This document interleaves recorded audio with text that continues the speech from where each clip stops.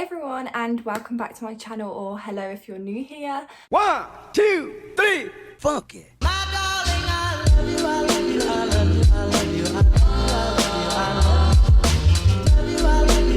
In today's video, I am going to be doing my advice for the new year 11s. I've managed to get 10 tips that I think you guys will need before you start year 11, because it is very different from lower years, I found anyway. So yeah, you've probably heard some of these tips before, but they're important, very important. So yeah, should we just get into the video? Let's get into the video. Okay, my first tip is do not procrastinate. It's a bit easier than probably it seems, but I can't even exaggerate. Start revising as soon as possible, and I mean from September.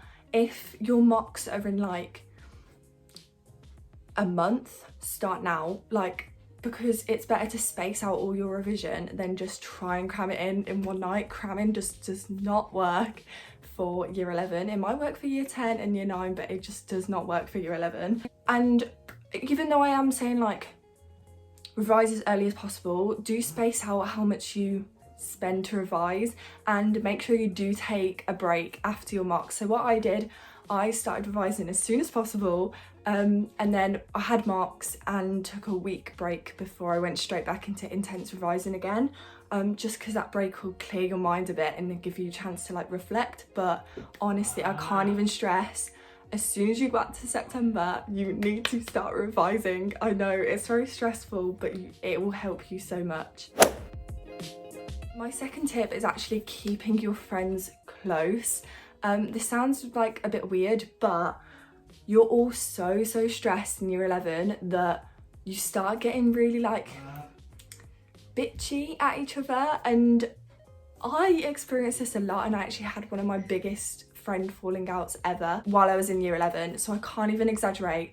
You need to work together, you're all in the same boat, and you just need to be there for each other. It sounds stupid, but this is not your time to have loads of friends breaking up, because you're already stressed as it is. You don't need to worry about people chatting about you behind your back and stuff like that.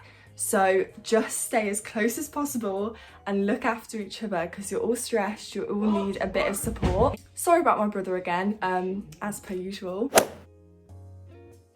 Number 3, this one links to number 1, but make a revision timetable. Oh my god, okay, I can't even stress how important a revision timetable is, because there's nothing worse than going to sit and revise, but you don't know what to revise, you don't know how long you're going to revise for, you don't know when you're going to have a break. You need to make a revision timetable. Even if you're not someone that's normally used to sticking to one, make one anyway, because it's just a guideline. And if you really struggle to stick with it and you end up procrastinating, doing different things, I found that at the start of the year I actually set reminders on my phone. So I'd get a reminder come up being like, time to have a break or switch to English or something. So it was all structured into my revision timetable, so that I wasn't spending so much time on the subjects I loved versus the ones that I actually should have been revising. So I just think that's probably the best way to plan your time. Make sure you're revising the right things, not spending too long, and having the correct breaks. And plus it makes you able to like fit it around your social time as well, because if you can fit in when you're like at a sports club or like want to spend time with your friends into your revision timetable, you're not losing time. You've got all of the time you need to revise, and you've got located spaces for your other activities, if that makes sense. So yeah, revision timetables are super helpful. Number 4, do not write notes. I can't stress this enough. This was my huge mistake. I spent the whole of the start of the year writing notes or rewriting the ones that I'd already done. Don't bother. I mostly tried to do this for science, and I got halfway through and gave up because the teachers were constantly telling me to do exam questions, which honestly is your best way of revising in year 11. It's exam questions and practice and times and just mock papers, anything like that. That's your best way of revising in year 11. So do not spend your time rewriting or writing notes. If you don't have notes now, this is not your time to start writing them. Honestly, the biggest advice I can ever give you, do not write notes if you don't have them already.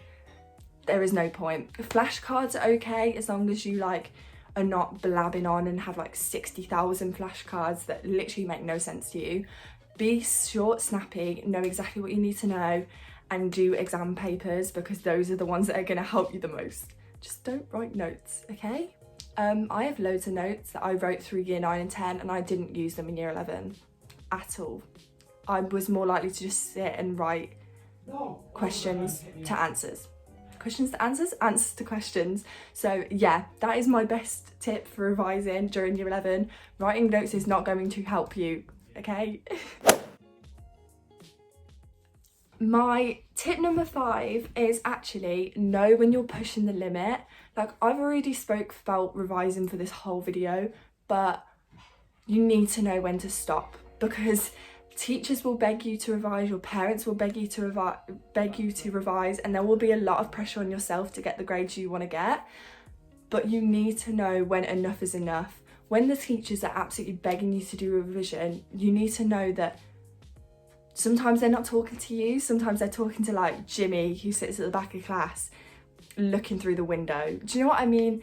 You need to know when teachers are aiming it at you and when they're not. If you know you're already putting 110% effort into your mocks and into your revision, you do not need to continue to pressure yourself to do more. This was something I felt a lot. I was already starting to revise in September, and come October the teachers were nagging us so much, and I thought they were aiming it at me. Like, I thought I was one of those people, so I was panicking even more for my October mocks than I actually needed to be. And it's so much extra stress, and I know that all you want to do is get the best grades you can, but you need to know when to stop. It's time to have a break, and yeah, that's my advice. You just need to know when you're pushing the limit. Tip number 6 is probably the tip that I wish I knew the most.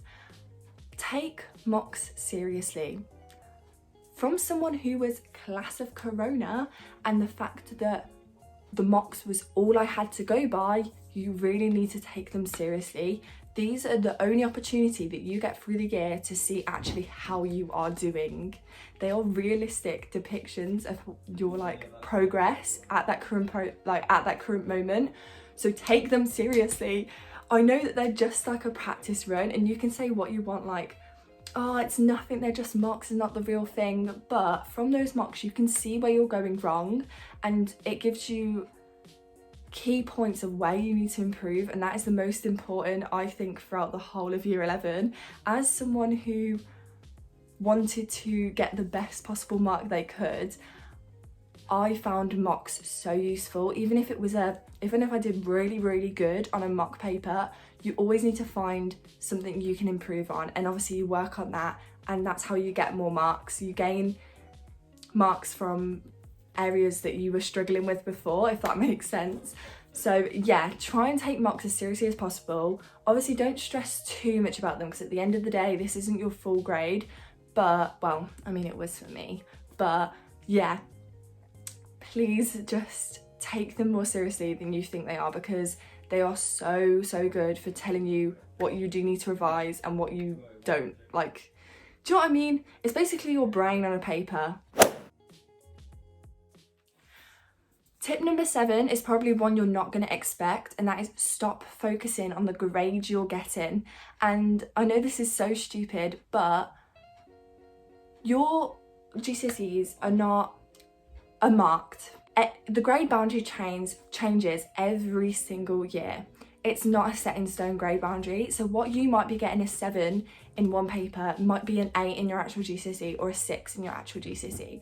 So I can't stress enough, when you're doing mocks or whatever, you can't just look at a grade and go, oh yeah, that's brilliant. You need to be looking at the marks and what marks you missed out on, what marks extra you can gain, because at the end of the day, you do not know how many marks is going to be your grade. So you might be getting 50 marks in your science papers, but you might need 60 to get the grade that you want. So you need to be constantly pushing yourself to get extra marks, even if it's just 1 or 2 marks here and there. Everything matters. And I think this is where some people go wrong in GCSE, is that they look at the grade and they're, oh, sorted, but they might only adjust if they've got that grade. So in GCSEs, they're not going to get that grade, they're going to get the one below, and then they're not going to be happy with themselves.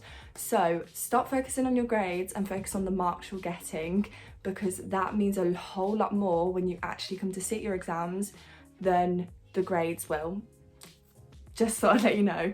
And because they don't decide what the grade boundaries are until after everyone's sat the paper, you need to try and get into the top bracket of your marks to get that grade, if you know what I mean. I feel like I just might have confused those people. I'll try and leave a link down below to explain how it all works. But yeah, that is probably one of my number one tips, is don't focus on your grade, focus on the marks you'll get in. It just helps out a lot when you actually get to your GCSEs.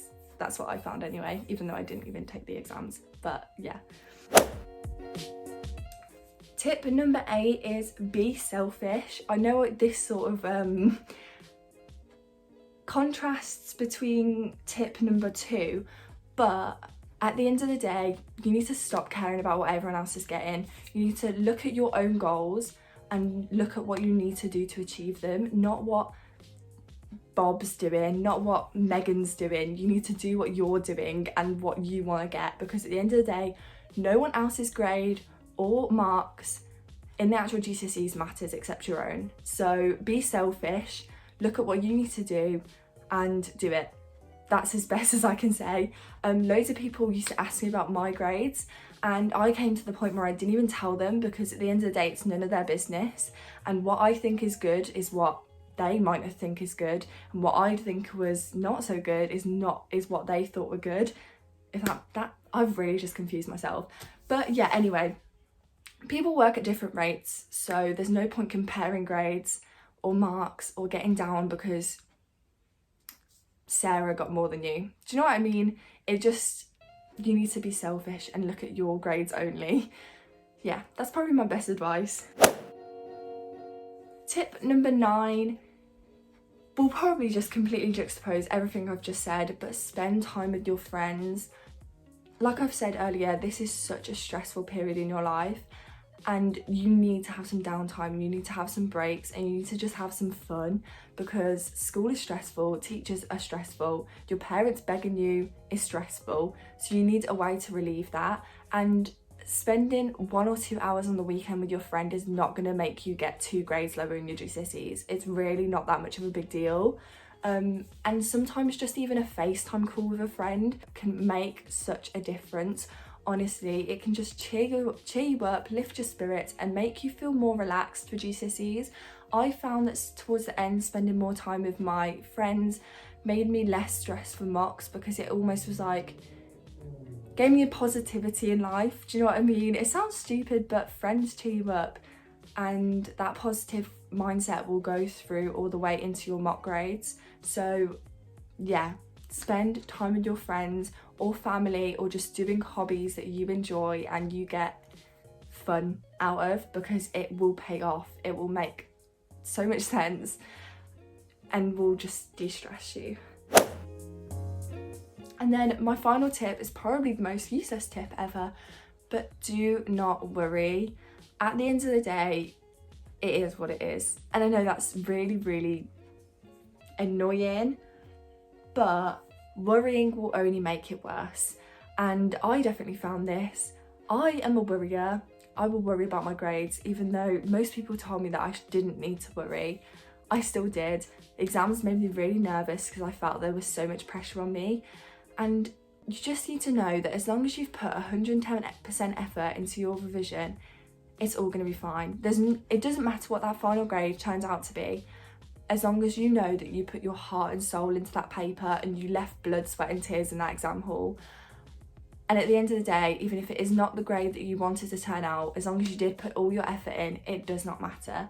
And I know that's so stupid, because our whole lives now are dependent on numbers on papers, but it is what it is. I know it is shitty and the whole education system is a bit messed up, but that is probably the best advice you can take from this whole thing, is to not worry as much, which sounds a lot easier. No, it's very easier to say than done. Said easier, no, what's that saying? Easy said than done. It's easy said than done, but just de-stressing and putting confidence in yourself that you have done all you can do will ease your mind a lot more than sitting there and crying at your English paper because you've got to do 3 essays in 2 hours.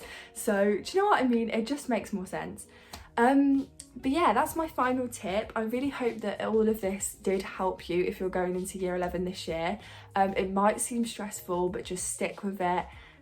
You've only got 3/4 of a year and it will pay off. That summer break at the end of your exams is so worth it. So yeah, you've got this, don't worry. You can do it, don't worry. So yeah, I really hope you did enjoy the video. Don't forget to like, subscribe, and go follow, check out all my socials. If you haven't seen my last video, go watch that as well, because that was my sixth form stationery haul. That will help you if you're looking to buy new stationery for year 11 or sixth form or any other years. So yeah, I will see you next time with another video. Bye.